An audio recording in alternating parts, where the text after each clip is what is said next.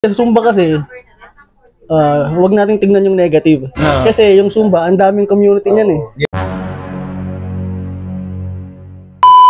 Sobrang na-inspire ako ngayong araw na to dito kay Zin-E. At siyempre kasama natin sila. Siguro maganda kayo na magpakilala sa kanila. Ayan, I'm E-Force Raymond po. Yeah. E-Force Richard. Yun. And siyempre, mga instructor po sila at siyempre member po sila ng E-Force. So tatanungin natin sila kung gaano na sila katagal. Kahit yung year lang, wag na tayo pahalata yung edad. Natagal ba sa Natagal. Sa pagtuturo, sa industry. Ikaw bro. Yan, 2013 ako nagsimula. Halatang halata na medyo. May edad na tayo. Yan, ganun din. Lamang lang siya ng mga ilang buwan. Ilang buwan. Same year. Yun. So ngayon, actually, galing ako dito sa studio na to. Yan, ipa-flash ko na lang sa video. Pinakita ko sa inyo yung shop ng E-Force. Siyempre, sa pangunguna yan ni Zin-E. Yun. So ito, mga kasamahan po nila ni Zin-E. So yun, partida, wala pang Zin-E dito na ini-interview ha. Sa kanila pa lang ako na-inspire na. Busy lang po. Na busy lang. So ngayon, tatanungin natin sila. Okay, bro, from the top tayo ulit para sa kanila, mga kasama. So, bukod doon sa tagal nyo na ng pagtuturo, bro, no? So, paano na ipamulat ni Zin-E at siyempre kayo na ipag-isipan o napagplanuhan itong mga ganitong business. Ano mo yung umpisa ng business niyo na naisip? Si Zin-E kasi parang stress reliever lang niya yung si Zumba. Alam mo naman, CPA yan eh. So, yan, businessman din siya. So, nung pandemic, kumuha siya ng mga instructor para sa studio na. Okay. So, isa kaming dalawang magkapatid sa mga nag-audition.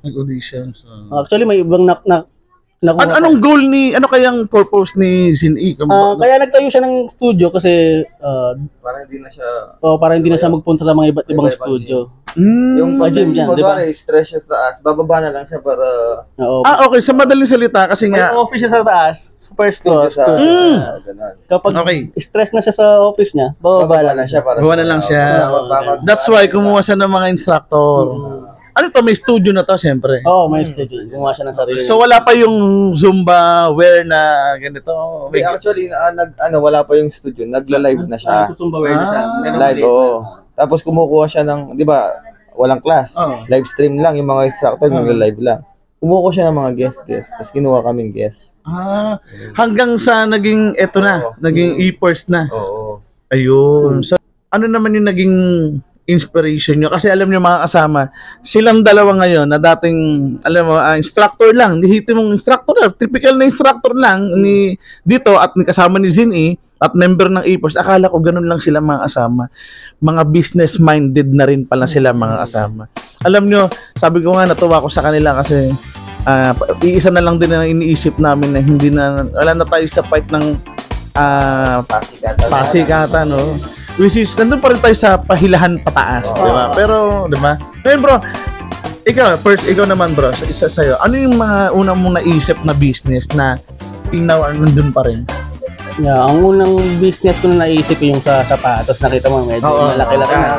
From the scratch din, so, ginawa nila. Siyempre, sinuportahan kami.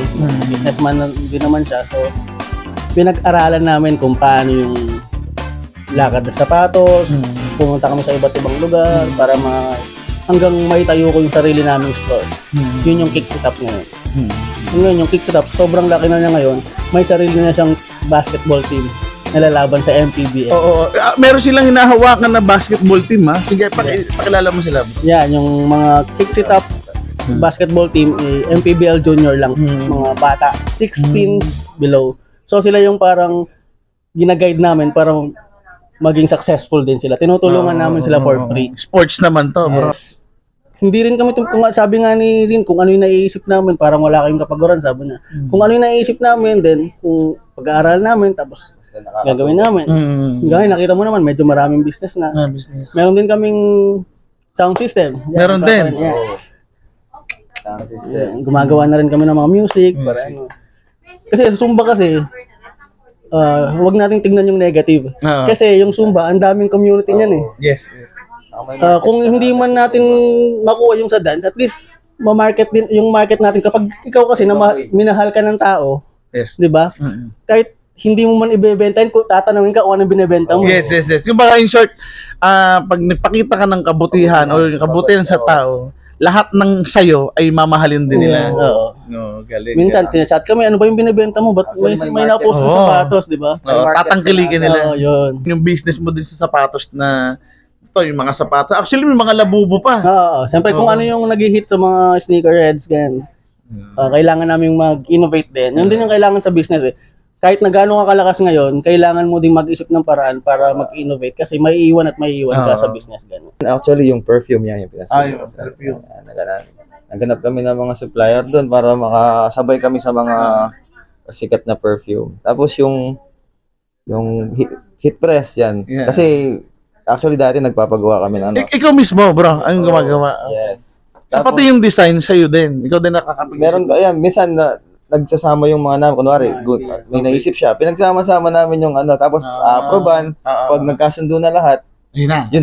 Oo, okay na to, ganun. Totally na Isa paggawa kami sa iba, naisipan namin, kami na lang yung, magagawa pa namin yung gusto namin kung ano yung gusto namin sa ano. Yun, actually, ano naman. First na damit, sila na rin mismo gumagawa. Kaya sure kayo na makakabili kayo ng e-purse ng t-shirt na good quality kasi sila mismo na yung gumagawa. Ayun. Ngayon, ito yung next question ko. Paano yung balance ng pagtuturo dito sa pagpapatakbo ng business? Kamusta? Ikaw muna, bro. Ang ginagawa kasi namin, ang pagtuturo ngayon, kasi dancing eh. Laging pinapaunawa sa amin ni Sini, ang pagsasayaw natin, gagawin na lang nating libangan. Para hindi mo seryosohin, hindi toxic, maramdaman yung pagod.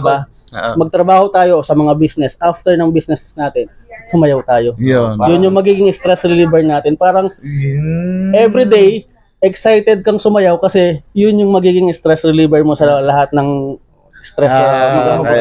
Kasi passion pa rin din.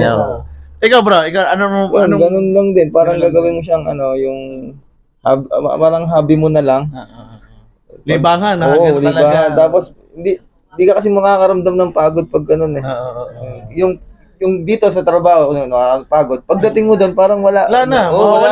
Parang ang saya-saya mo na. Mga kasama, sobrang na-inspire ako sa kanila at yun nga, lagi ko sinasabi, especially sa Dance Fitness Revolution Philippines, lagi ko sinasabi sa inyo, eto na, may mga example na tayo ng mga instructor sa pangunguna rin po ni Zin-E na natin gawing siguro seryosohin tong focus lang tayo sa goal and exactly, tapos iwas na tayo sa mga katoksikan, yung compete na yan, okay. Siguro tayo, eto gawin na lang nating way to, etong meron tayo ngayon, itong lakalakasan sa pagtuturo, gawin nating way na soon, kahit pag humina na tayo, di na tayo makapagturo, sa pamamagitan ng pagtuturo, di ba, may naipundar tayo. Yun, mga kasama. Actually, may sasample ako sa inyo, taga-Kalamba, Laguna, si Sin Daryl, na-inspire din kami doon. Naka 2 years course yun, nakatapos ng pag-aaral, 2 course ang nakuha niya sa pagtuturo ng Zumba. So yun, si Daryl. Ngayon, another, ano na naman tayo, may instructor na may inspire tayo. Maraming salamat, bro. Thank you. Ayan, maraming salamat. Isang karangalan din. Dati pinapanood ka lang namin. Idol ka namin nung bata pa kami. Grabe. Actually, di ko siya kilala eh. Hindi ko alam kung ano talagang tunay na pangalan. Sasabihin ko sa inyo pagkatapos. Hindi ko sinasabi yung pangalan ko kasi baka ma-search ako sa zumba.com. Joke lang.